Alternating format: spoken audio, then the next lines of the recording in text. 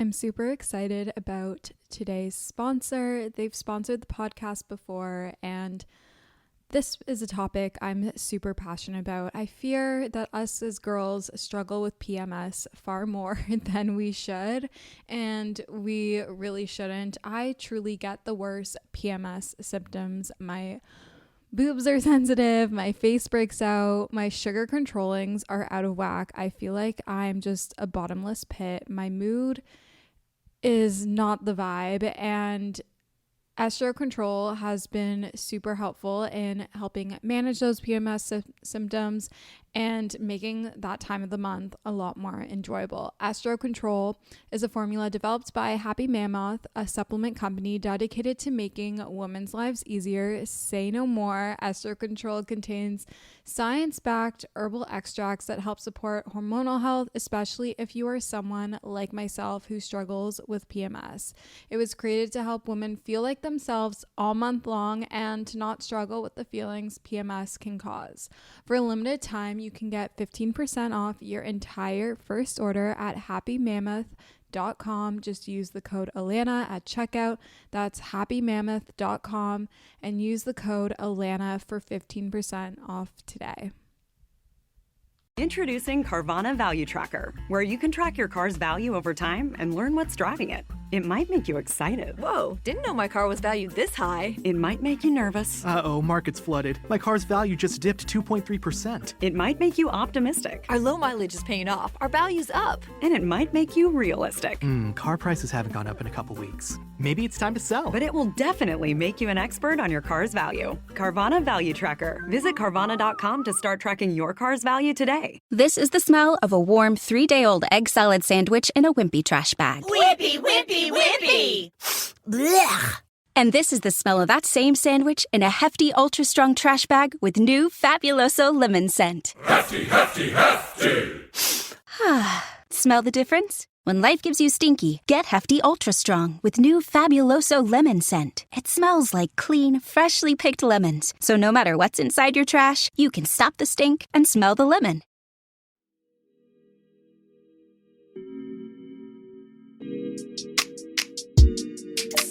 Hello, good morning, angels, and welcome back to Morning Ray. I'm your host, Lan or Alana, and today's episode is a really exciting one. We have Maddie Orlando, the founder of Artless Forever. I'm sure you've heard of her. Her brother, you might know him, is Johnny Orlando. Also, her younger sister is Lauren Orlando. You know, they're pretty cool family over here, but I love Maddie's pieces from Artless Forever. If I'm wearing a cute little mini skirt or set, it is most likely Artless. So definitely go check that out. But I'm really excited for today's episode. We dive into how and why Maddie started Artless, the experience of being your own boss and being so young and doing that, and about her life, her morning routine, her day-to-day, what it looks like, things she wished she knew before she started her own business, and so much more. I think there's going to be so many key takeaways for you guys. But before we get into the bulk of the episode, let's do our weekly intention. If you've been following me on my Instagram at Atlanta Bloomberg or on TikTok, also the same handle, you would know that today is, if you're listening, on November 21st, today is the start of our Hot Girl Reset. It's a 40-day mental health challenge to just get you into a better move and to get into the abundance mindset and to just like feel really good all around during the chaos of the holiday season. So what is the Hot Girl Reset? If you're not sure, I'm positive that a lot of you have listened to the Little Miss Hot Girl Reset podcast episode from August. I think it was episode 85, but this is a little spin-off off of that. And so my weekly intention is to get into the routine of these things. I've been sleeping in a little bit, like around 8:30 every day. And so I'm really excited for this reset. Basically, what it entails is a wake up before 8 a.m. You can wake up at 8 a.m. or before 8 a.m. The purpose of this is so that you have time to do an energizing, fulfilling, and grounding morning routine before you go into your workday, school, or whatever your day throws at you. The next is to drink water before coffee. We're super dehydrated when we wake up, and it's really important that we restore those electrolytes and rehydrate our body before we caffeinate. Coffee is dehydrating. So if we go in straight with coffee when we're already dehydrated, we're going to be extra dehydrated.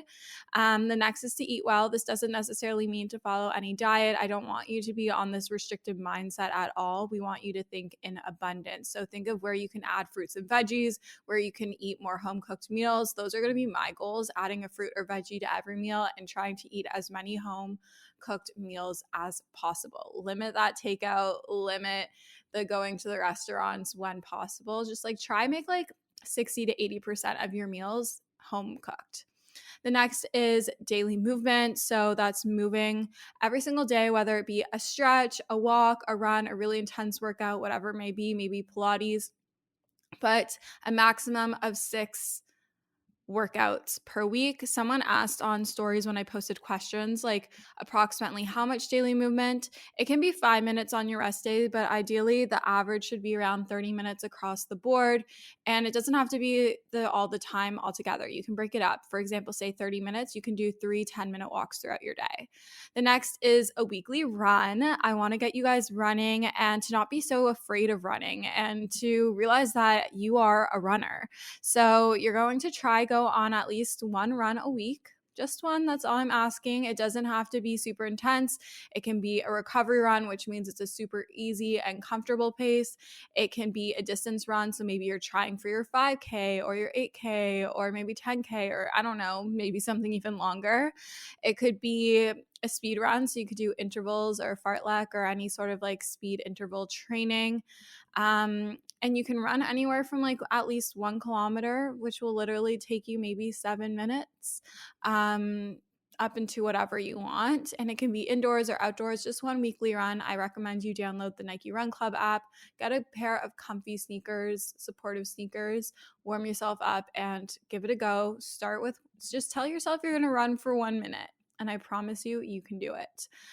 The next is to disconnect and read. I want you to put your phones away, all your devices away, and pick up a book and read for at least 20 minutes once a day. It can be a self-help book. You guys know I'm reading currently Attached and Atomic Habits, or it can be a rom-com or any other fiction book. Doesn't really matter. I just want you to disconnect and read for 20 minutes at minimum. Again, tell yourself, I'm going to read for 1 minute. I'm going to read this one page, and I'm certain that you're going to want to keep on reading.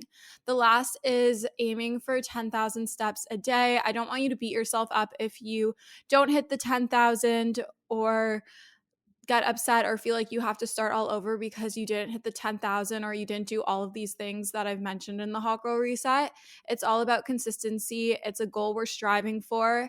If you hit 10K steps, that's amazing. That's great. It's really for like the mental health aspect, getting you to go outside and move your body and get fresh air. I know if I'm inside working at my desk all day, I definitely get in a rut and my headspace can definitely be a bit lower, especially in the colder and winter months with daylight savings and our days being shorter. So really try for those 10K steps. But again, don't beat yourself up. If you don't have a fitness tracker like an Apple Watch, a Garmin, a Fitbit, whatever it may be, your phone pretty much tracks your steps so you can use it to eyeball. But again, don't obsess over this number. It's really not worth it. I don't want you guys thinking in this diet culture mentality. This is very much a challenge to encourage you to think abundantly and create a very healthy, balanced and sustainable relationship with food, exercise, and your body. So again, it's a wake up before 8 a.m., drink water before coffee, eat well, whatever that means to you, daily movement, weekly runs, disconnect and read, and 10K steps daily. This is all on my Instagram at Alana Bloomberg, and that leads me into the tip of the week. I feel like I've kind of touched on these things already, but really focus on that abundance mindset. Really challenge yourself to stop thinking in scarcity or in restriction and to think in abundance. You have an abundance of everything. really focus yourself to and encourage yourself to think of hitting consistency over an all or nothing mentality. It's really easy when it comes to these challenges. And I feel like a lot of challenges breed this mentality that it's all or nothing. If you don't achieve all these things, like all the rules or whatever every single day, then you have to start all over, or like you ruined it or anything. But I don't want that mindset with this challenge. We're going to keep moving the needle forward. If we don't do one or two or maybe three or maybe all of the things one day, we're going to keep moving forward. There's no need to start again at the 40 days. We just move forward and we'll do it until December 31st. But the idea is that we continue to do these healthy habits as we move into the new year. Keep pushing the needle forward. Referring back to episode 99, where I talk about the 3 best ways to make good habits, focus on getting 1% better every day. You don't need to be 100% better. Maybe the first day you do all these things, and maybe the second day you miss out on a few things, but you focus on getting 1% better every day, and that's what your emphasis should be on. The last tip of the week is to have an accountability partner. I know setting goals can be really daunting, and it can be hard to sometimes hold yourself to that with self-discipline, which is why I made a little group chat for you guys on Geneva. You can go to the link in the show notes to join the chat. It's super fun, super exciting. Lots of girls are doing it. We have over 250 of you in the Morning Ray group. There's Angel Hangout. There's so many different channels and rooms on here. We have one for the Hot Girl Reset, which is super exciting. And I love reading all your conversations. I'm active in there too. And if you join the group, you'll know of little giftings and giveaways and things that we're going to be doing with the Hot Girl Reset Challenge. Now, onto my current faves. I've been loving putting my 1111 drops from Rainbow. They're adaptogenic mushroom drops. I can't remember exactly what's in it, but I've been loving putting that in my coffee. If you've been watching the vlogs on YouTube, then you know. I just feel like it gives me more clarity. It doesn't give me the jitters in my coffee. Like, it definitely like helps calm that a little bit. I don't know. It could be placebo, but I do really love it. I just do 2 droppers in my morning coffee, the first one that I have, because I do tend to have 2 to 3 coffees a day, but I do really love them. The next is my Sunday to be continued tobacco vanilla candle. I'm definitely in my candle era. I love lighting candles, especially now with it being colder and snowy, and we've had our first snowfall here in Canada, well, in Toronto. I really love the tobacco vanilla candle from Sunday to be continued. I think I have a code. It's Alana15, ALLANA, then the number 15, like 15. She's based in Montreal. Her candles are beautiful. I love the packaging. It's a wood wick candle, which definitely was a learning curve for me, but I love it because you hear it crackle and it just fills the space with the scent so much faster, like almost instantaneous. I have hopped on the red nail trend. I'm checking out this red nail theory. So far, so good. I feel like things have been a little spicy, definitely interesting, but definitely love the red nails. I don't remember what color I got. If you go to Six Sense in Toronto, that's the nail salon I go to. I believe I got A5 or A6. I think it was A5. That's the red color I got in shellac on my nails. I absolutely love it. And also, I know I'm throwing a bunch of promo codes at you, but if you go to 6 Sense Nail Spa on King and mention my name, you'll get 10% off. I absolutely love going there. I've been going there since May, and it's just so clean. The prices are honestly really reasonable. It's 35 Canadian for a shellac manicure, and everyone is impeccable. The customer service is incredible. Love it there. My last current fave are my new earrings from Dainty Diamond. I got these little like gold bold hoops, like really small hoops for my thirds. And then I got these like they're not diamonds, but these stoned little hoops. All these are real gold for my second holes. And I feel like my ear stack is perfect right now. All the thicknesses of the earrings are perfect. She's glittery. She's gorgeous. I love her, from Dainty Diamond. It's my friend Jess's company. Support local when you can. But I'm going to bring Maddie onto the episode. I hope you enjoy, and thank you so much for tuning in today. Oh, before I bring Maddie, I just want to thank you guys all for your support and everything.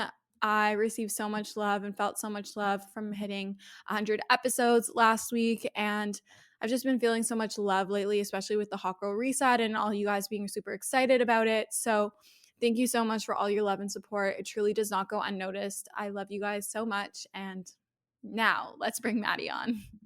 So I'm here with Maddie Orlando. Welcome to Morning Ray. Thank you. I'm so excited to be on. So excited to have you. So I always like to ask my guests, who are you, where are you from, and what is your zodiac sign? I love it. So my name is Maddie. I'm from Toronto, but I live in Los Angeles now. And who am I? That's a hard question. I own a clothing brand called Artless. That's the main thing that I focus on now. I also have a podcast called Call Your Friends with my sister Lauren. And yeah, I'm sure we'll get into lots more about me, but that's the main thing that I'm focusing on now. And I am a Leo. But I don't really identify as a Leo, to be honest. I'm also a Leo. When's your birthday? It's August 20th, so it's at the very end. I think Okay. it starts on the 22nd, and I feel very Virgo in a lot of ways. Okay. I'm the 6th. So I'm like at the beginning of Leo, and I feel like, okay, I definitely have grown into being a bit more outgoing, but I've definitely identified with every other aspect of a Leo. Like, be obsessed with yourself. I mean, I for myself, yeah, I'm like, sometimes I'm a Leo, but I don't know. I don't like to say I am.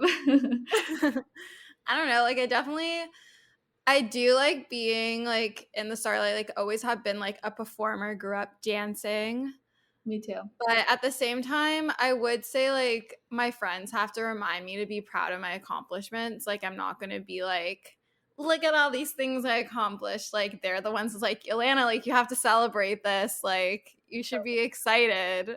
So I'm the same. I don't really celebrate anything. I also dance too, so that's interesting. I never thought of myself as someone who was like in the spotlight, but I guess I did dance my whole life, so kind of was. Oh, wow. What type of dance did you do? I competed, so I did pretty much everything except for tap and hip hop.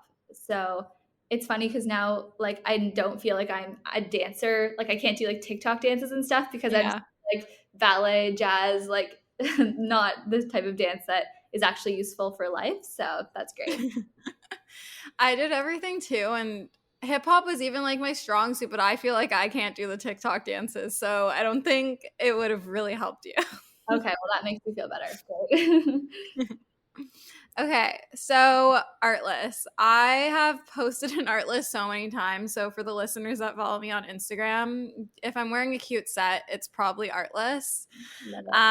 But I would love to know, what is the story behind Artless? Like, what made you want to start it? And maybe like, where did the name come from? Because I think it's so beautiful. Thank you. So I'll tell you about the starting of the brand because it is an interesting story. Basically, I graduated from university. I was planning on going to law school because I didn't really know what I wanted to do. I was like, I'll be a lawyer. That sounds like a great plan. I took the LSAT, and then I was like, I don't really think that this is something that I'm super passionate about. It just felt like the right path to follow, and honestly, kind of an easier path to follow. So I was talking to my dad, and he's like, why don't you do something on your own? You start a company. My whole family's in the entertainment industry, so I was always trying to find my place. Like, I didn't sing. I danced a little bit, but wasn't my career path. So I'm like, what do I do in this space that like I actually want to do and I can do? So I started making merchandise for my brother, who is a singer, and we just started with hoodies and sweats, and that kind of got me into the apparel space. And then from there, I'm like, I want to start my own brand. So I found a manufacturer in LA and created a whole capsule collection. And yeah, I worked on that all throughout the pandemic, and we launched in February 2021. So it's been interesting. And I never studied fashion or anything. So I have learned a lot and taught myself most of the things that I know now. So it's been a really great learning experience. And yeah, that's kind of how I got to where I am today in the clothing world. Would you say growing up you were like interested in fashion at all, or like did you ever feel like you were always exploring like your personal style, or do you think this was only something you grew more interested in creating merch for Johnny? I was always interested in aesthetics, like design and aesthetics, and I love like beautiful things. Mm-hmm. I also loved clothes. Like I like to shop. I remember when I was younger, my friends and I would go shopping every weekend at the mall at Sherway from people that are from Toronto area. Yeah. And it was the most exciting thing for me. And I definitely was interested in fashion, but not seriously, like not as a career. I never considered going to fashion school or anything like that. And I never thought of myself as a designer. I was more so someone who appreciated, yeah, I guess aesthetics. Like I wanted to be an interior designer at one point because I loved like just putting things together and curating. But I wasn't someone who's good at art or like sketching or anything like that. So I never considered fashion as a career.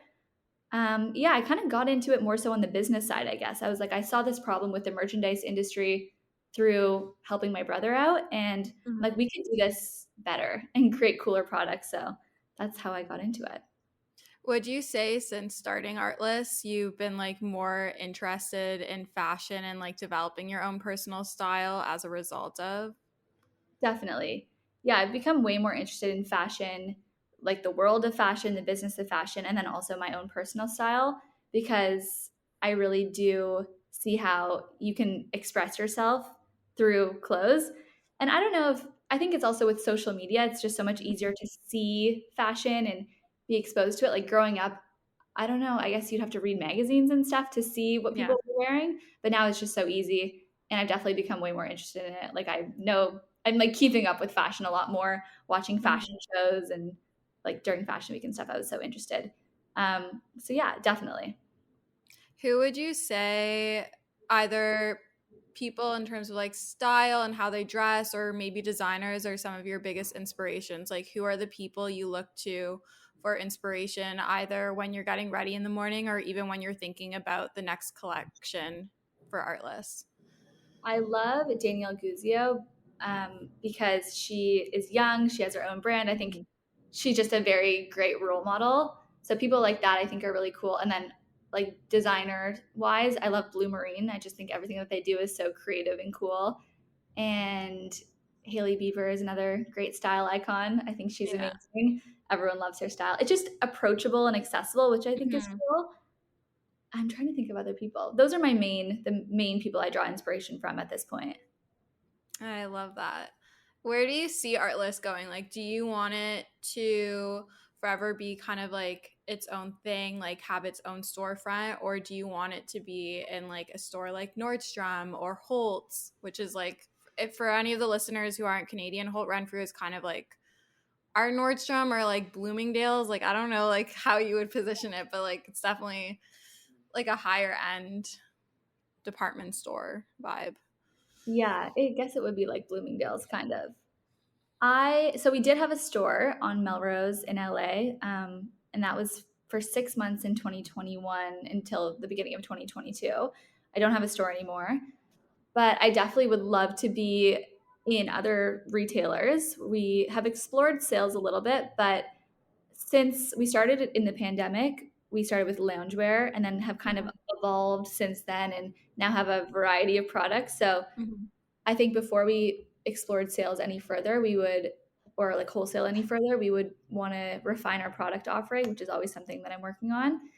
And I think that a great place for Artlist would be something online, like more so Revolve is great, Essence, stores like that that really have a great curation of brands. That would be a dream for me. Like Essence is definitely my goal. So one day we'll manifest that. Yeah, I love Essence. I see that happening for Artless. So Thank that you. will be very exciting when it does. For sure. Oh my gosh, that would be amazing. What would you say has been like the hardest part about starting and running Artless? Like, what are things that like you didn't really expect to experience and have to like navigate through? There's so many things that I didn't know because, well, I was young. I had just graduated university when I started this. So I was pretty young and I still am young. And I had never obviously had my own business before. So I didn't know much, to be honest. I also had never worked in fashion and never produced anything from start to finish. So there was a lot to learn. And I think that when you go into something and you don't know anything, like you don't know what you don't know. So I'm like, oh, I've got this figured out. I'm so, I don't know, I'm sure I'm very confident in my abilities. But looking back, I was like, I now think, oh my gosh, I knew nothing. And I'm sure that now the place that I'm at now, I'll eventually look back on and be like, oh my gosh, how did I think that I had it figured out at that point in my life? Because I knew nothing then too. So I think it's always just about learning, and being super busy can make it really easy to fall into a dinner time recipe rut, or even with your lunches. Any meal, honestly, can get you into a rut, especially with a busy schedule this fall. You can keep mealtime exciting with over 40 recipes to choose from every single week, so there's always something delicious to discover with HelloFresh. It's truly a no-brainer. It does all the shopping and meal planning for you. Ingredients arrive at your doorstep, pre-proportioned and ready to cook, along with pictured step-by-step recipe cards. It's never been easier. I personally love HelloFresh as a way to get exposure to new recipes, make my life a bit easier as a busy 20-year-old in the city. And I love that it's worry-free, it's super easy, it's convenient, and gets delivered straight to my door. Go to hellofresh.com/50ray and use code 50ray for 50% off plus free shipping. That's hellofresh.com/50RAE and use code 50ray 50RAE for 50% off plus free shipping.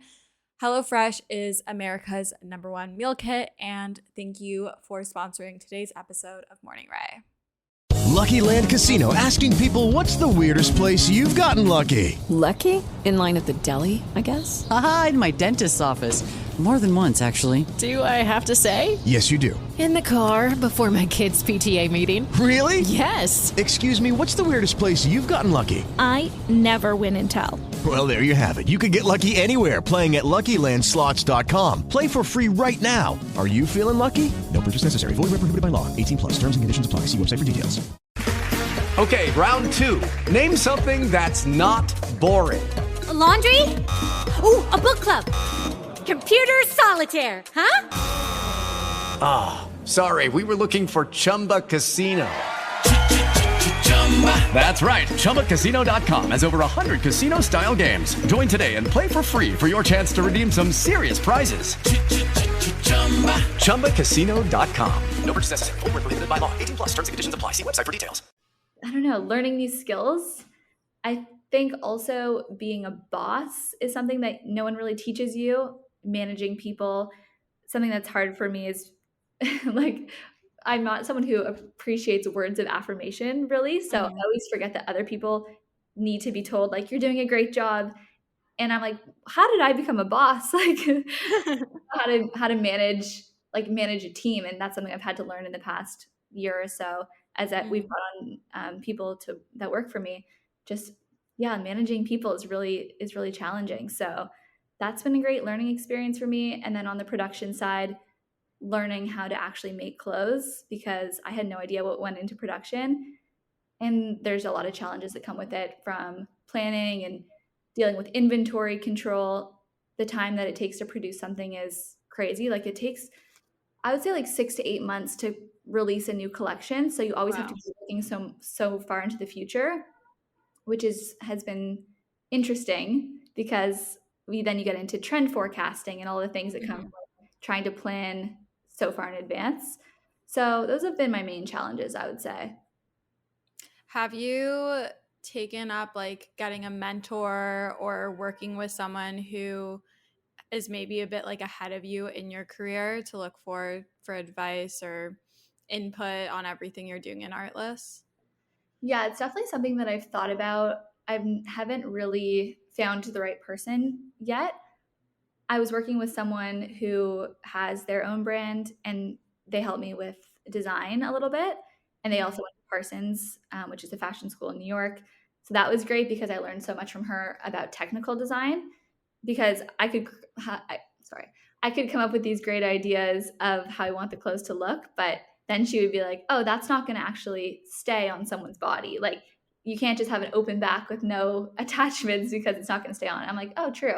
So the more technical side of things, I learned from her, which was super helpful. But I don't have an official mentor. I guess the internet is great because you can look to people who've done it before you, and who are like further along in their career, whether it's on Instagram or through podcasting. I think that that's a great place to find help. But yeah, I don't have an official mentor. I would love to though. Yeah, I would love to have a mentor as well. I recently became self-employed, so I'm definitely like exploring like that whole thing and like being your own boss, and even like finding like structure in your day is like a whole other thing. But I always look to people online who I like aspire to be like and look at them for inspiration or guidance in different areas of my life, whether it be in how I want to have relationships with friends, or how I want to structure my morning routine, or how I want to structure working with other brands and like conducting business, or even like for my podcast, like seeing how other like successful podcast hosts are like structuring their podcast, the brands they're working with, how they're promoting their podcast. It's crazy what we're able to access on the internet and like in social media in general. For sure. It's amazing. And something that makes me feel better is there's usually someone out there who's done what you want to do, whether it's, even if it's like a crazy big goal, there's someone that's done it. So it means that it's possible for you. And I feel like that brings me a lot of confidence. So it's definitely helpful to look around and see what other people are doing. Yeah, for sure. What is one thing you wish you knew before starting your own clothing line? Oh, that is tricky. One thing. I wish I knew that there was a lot that I didn't know, because I mean, I guess it's kind of good when you don't know, don't know how hard it's going to be. So I guess in that way, it's good to be naive. But I think I thought that I knew a lot more at the time, and I thought that I was ready for it. I also think that no one really talks about the negative side of working for yourself, kind of going back to what you said about structure. I think it's really hard to create structure for yourself when no one's telling you that you have to get out of bed in the morning. No one really cares if you do any work.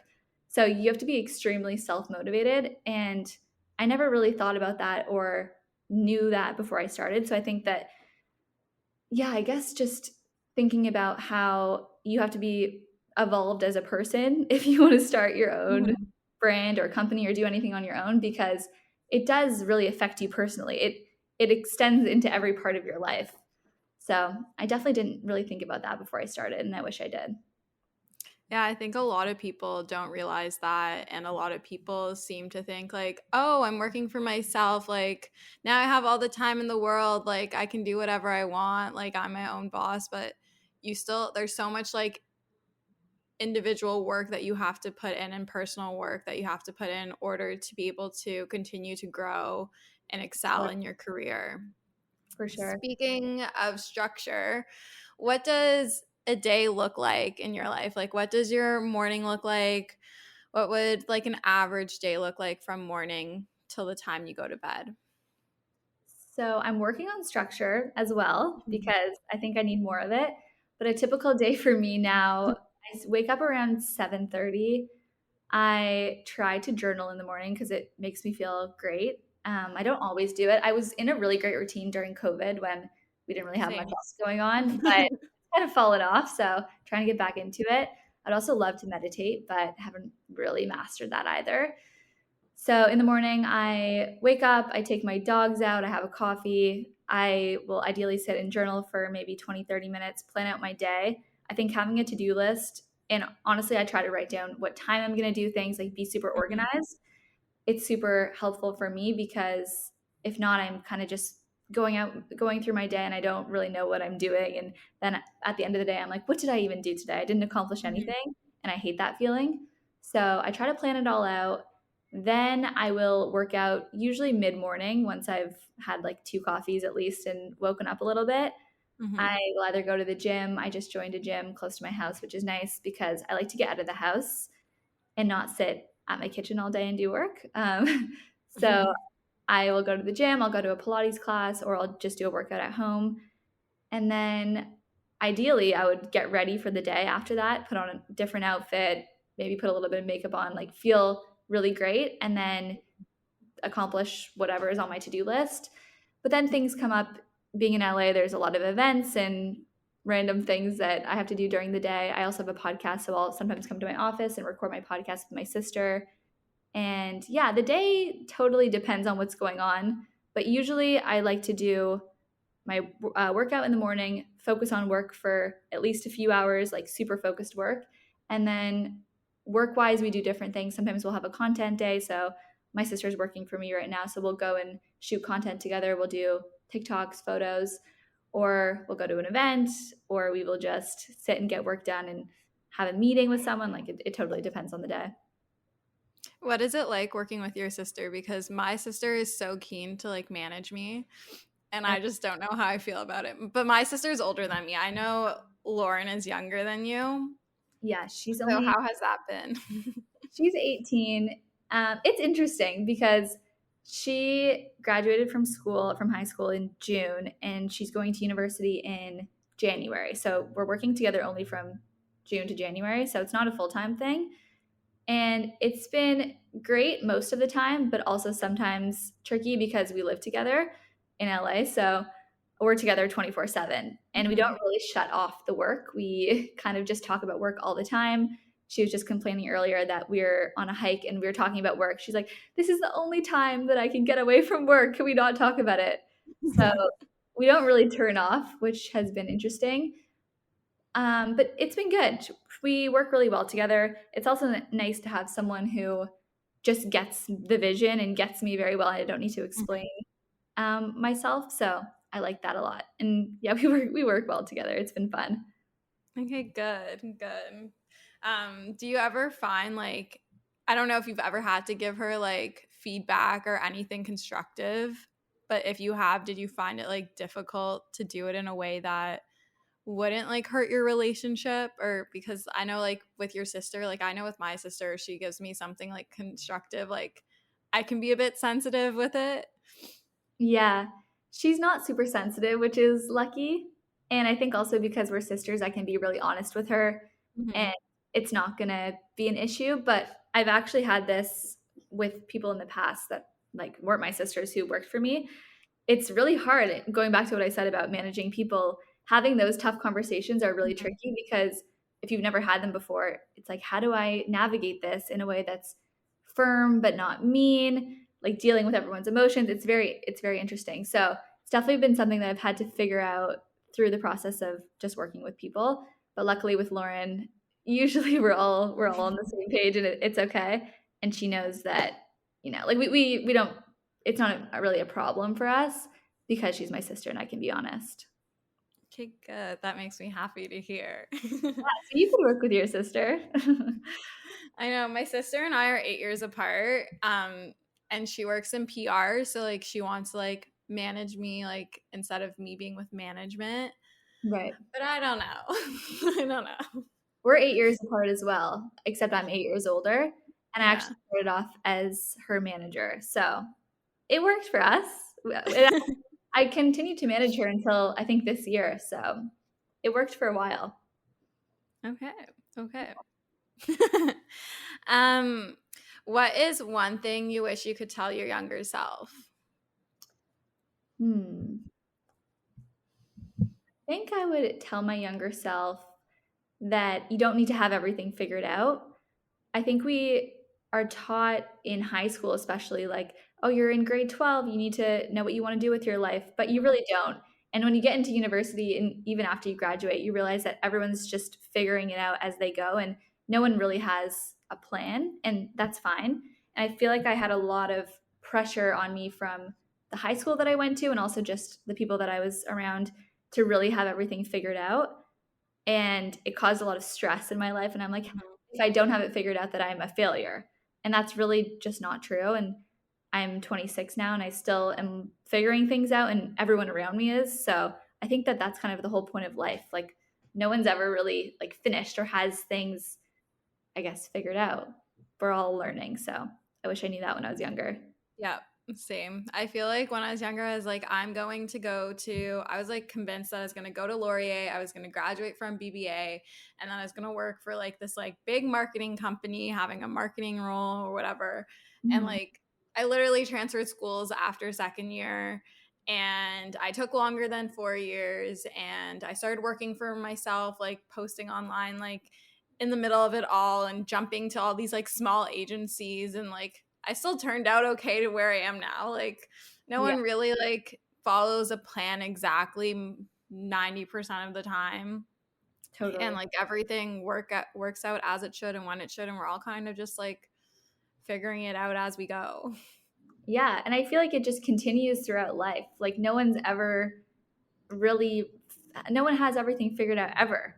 That's the whole point of life. Like we're all unfinished. And it's kind of nice that when you realize that, because it really takes the pressure off. And yeah, I feel like everyone who's young and like in high school and is stressing out about their 5-year plan just needs to relax. And I wish I had that advice when I was younger. Yeah, I feel like just like so many adults put pressure on us to like know exactly what we want to do, and like the reality is like you don't need to, and like you're allowed to change your mind, and like things are allowed to change, and like you can be unsure, you can be uncertain, and just because you choose to study, say your undergraduate studies in like psychology or criminology, or maybe at one point you decided you wanted to be a lawyer, doesn't mean you have to stick by that. Like you're allowed to change, and you are able to change. Like your first job isn't your forever career. And I think teachers and professors kind of instill that in you a little bit. And I wish they didn't, because it's so far from the truth. Yeah, I definitely grew up thinking that people had one job their whole life. And maybe that's how it used to be, but it definitely isn't anymore. All of my friends who work corporate jobs have hopped around, they explore different things. And I think that's really the only way to figure out what you actually want to do. Like university is great, but it doesn't really teach you what you like in real life. So I think that trying different jobs and figuring yourself out in that process as well is really the only way to figure out what you actually like. Yeah, for sure. I know like being your own boss and having your own company, especially with only being 26, like I know I personally struggle with imposter syndrome, but I'm wondering, do you ever struggle with imposter syndrome? And if yes, how have you worked on it actively to overcome that? I haven't really struggled with imposter syndrome. Sorry, I'm going to say that again. I haven't really struggled with imposter syndrome, actually, which is interesting because I hear so much about it on podcasts and stuff, and I don't really understand. I feel like it's almost the opposite. Like I haven't done enough. I'm always like, okay, I need to be at this place, or I'll set goals for myself and I'll be like, why haven't I accomplished this goal that I set out? So maybe it's like the opposite of imposter syndrome. Like I always think that I should be doing more, which is a challenge in its own way. But no, imposter syndrome, luckily I haven't really experienced, but I do get it. How do you navigate the feeling of like feeling like you haven't done enough or you should be doing more? Because I think that comes like, at least like for me, when I have those feelings, it comes from like comparing like, oh, this person's already like 5 steps ahead of me, or like you feel like you're less than, or like you should be doing more. So how do you cope with that and like learning to be okay with what's going on in the present and being okay with exactly where you are? Yeah, it definitely comes down to being present. And I think also going back to what we said at the beginning of the episode, appreciating and celebrating your wins. I think if you're not someone who naturally is a celebrator of themselves, it's good to maybe be around people who can remind you to celebrate your wins. It's great to have friends that can be like, oh my gosh, this is amazing that you did that. And then you are forced to be like, oh yeah, that was pretty cool. Because you lose perspective. I think like you kind of forget that the version of you maybe 1 or 2 or 5 years ago would have been so happy with where you are now. And I think also looking into the present is a good thing, and being someone who's an achiever and who sets these big goals is great, and it's a reason why like people ultimately become successful. But there has to be a balance of living in the present and celebrating where you are with that sort of drive, or else you kind of never feel happy. So that's something that I've been figuring out. I think having perspective is great. Honestly, going back to Toronto and being just like living a more normal life, because LA is very fast paced and there's a lot of people here to compare myself to. So I like going back to Toronto, talking to my friends who are just like, I don't know how to really describe it, but it just gives me perspective that there is life outside of this world here, where there's a million people doing what I'm doing, but it seems like they're doing it better, if that makes sense. Yeah. And being around friends who force me to celebrate, because that always makes me feel great. Yeah, I definitely agree with like hanging around people who aren't in your, I would say, like, industry. Like, when I hang out with my friends who are either in teachers college or they're in school to become like a physiotherapist, or they're not like highly involved in like social media, entertainment, like any of like this like hustle and bustle of like being a persona, it's like really like grounding and calming to be around them, and it kind of just like brings you back to reality. Not that like everything else isn't reality, but it just like grounds you and like reminds you of like how far you've come. For sure. I feel like it happens probably in every industry. If that's the world that you live in, you just get caught up and you're always like looking to people in the same space that are doing better, that you just fully lose perspective. And it's not just entertainment, but I'm sure if you're a doctor, like you want to be the best doctor in your industry. Yeah. So I think talking to people who aren't in the space is super helpful. Yes, for sure. And what's one thing you want to leave the listeners with if they don't take anything else from this episode and they just take this one thing? What do you want them to walk away with? I think, well, firstly, actually, no. I'll share a piece of advice that my dad has given me because I think it's super helpful. Basically, he told me when I was younger that the only way that you can really fail at anything is if you stop trying. Kind of going back to the whole concept of not having everything figured out. Like, there's no real failure unless you say, okay, I'm giving up on this. Life is more so about pivoting and figuring yourself out in the process and figuring out what you like to do. And just because your plan is different than what you originally had in mind or what you wanted originally, it doesn't mean that you've failed. It just means that you've changed. And I think that that's actually like literally the whole purpose of life. So reminding myself of that always makes me feel better when things are going in a different direction than what I originally planned. Yeah, I don't know. I always take that with me. So if anyone's listening who's maybe on a different path than what they had seen for themselves, it's all good. And there's really no failure unless you just completely stop trying. 110% agree with that. And that's something like I always like remind myself, because it's so easy, like if you have a negative thought, to let yourself continue to spiral. But if you pull yourself out of it and find that silver lining and keep like pushing like the needle forward, you'll be really amazed at like what you can learn from like whatever incident happened or whatever. Like it's only a failure if you don't like learn from it and move forward, right? So true. You can always learn something from any experience, positive or negative. And I honestly think the growth in life and most of the lessons in life come from negative experiences and not positive experiences. Yes, for sure. And where can the listeners find you? Where can they buy Artless? Plug yourself out. So you can find me on Instagram at Maddie Orlando. Artless is at Artless Forever on Instagram. And then it's just artlessforever.com. Awesome. Thanks so much for coming on Morning Ray. It was a pleasure having you on here, Maddie. Thanks so much for having me. Thank you so much for listening to today's episode of Morning Ray. If you liked it, you can help support the pod by leaving a rating on Apple Podcasts or Spotify. It really helps support the pod and keeps us in the charts, which is just incredible and insane to me. I love you guys so much, and we'll chat soon. Bye, guys.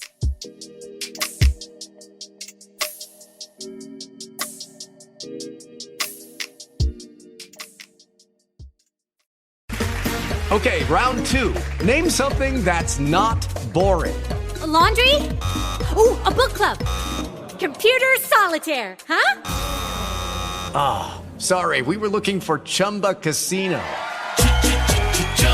That's right, ChumbaCasino.com has over 100 casino-style games. Join today and play for free for your chance to redeem some serious prizes.